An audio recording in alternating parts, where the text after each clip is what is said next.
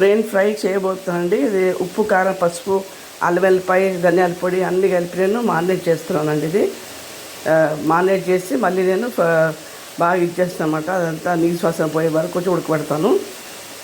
Next time ఇక్కడ onions అండి, onions ఏమో మగ్గుతున్నాయి బ్రెయిన్ ఫ్రై కోసం. ఇప్పుడు నెక్స్ట్ ప్రాసెస్ తర్వాత చెప్తానండి. ఉల్లిపాయ మగ్గిపోయిందండి. ఇప్పుడు బ్రెయిన్ వేస్తానండి కొంచెం కొంచెంగా. నేను ఇక్కడ 4 బ్రెయిన్స్ తీసుకున్నాను.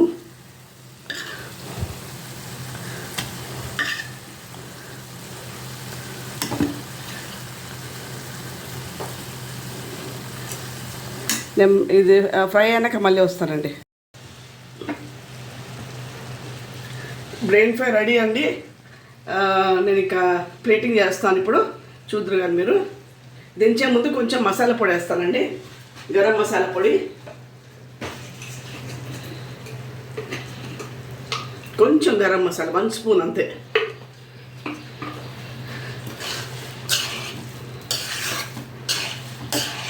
అయిపోయిందండి. నేను ప్లేటింగ్ రెడీ చేస్తాను.